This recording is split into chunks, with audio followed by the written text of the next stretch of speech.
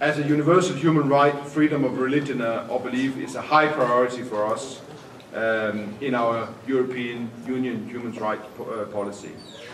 We defend and promote the principled position that freedom of religion or belief is a fundamental right to which everyone is entitled, and that is everywhere. At the UN in Geneva, this panel discussion, Religion and Religious Freedom in International Diplomacy, was organized during the 33rd session of the UN Human Rights Council. Panelists underlined that religious freedom is part of the UN. Of course, I mean, the UN is an institution open to religions, dealing with issues of freedom of religion on a regular basis.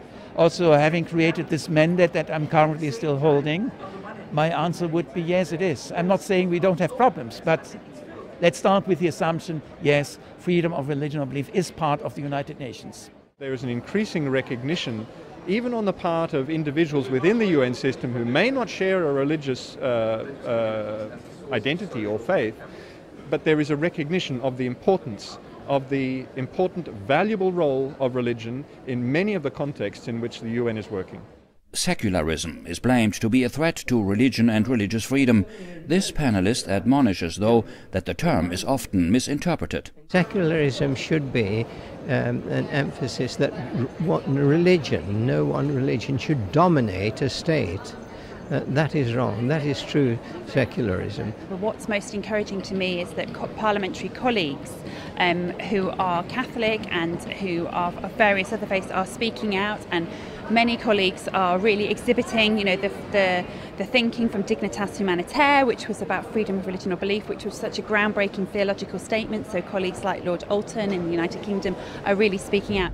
Some of the earliest known diplomatic records in history are these Egyptian stone table fragments from 1269 BC, a peace treaty between Egypt and Canaan. Monsignor Richard Gyra is a member of the Vatican's diplomatic corps at the UN Geneva.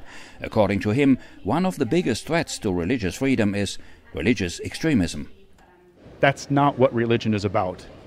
Violence in religion, violence in the name of God is blasphemous. On the other hand, a complete secularity that removes all religion is erroneous as well. Because part of our identity as human beings, for most of us, even if you're a non-believer, that's part of your identity to be a non-believer. But for most of us, our religion is part of who we are. It was a religious message in diplomatic disguise when Pope Francis reaffirmed members of the diplomatic corps that on the diplomatic level, the Holy See will never cease its efforts to enable the message of peace to be heard to the ends of the earth. Because of his tremendous diplomatic impact, the USC Center on Public Diplomacy named Pope Francis one of the top 10 global public diplomats.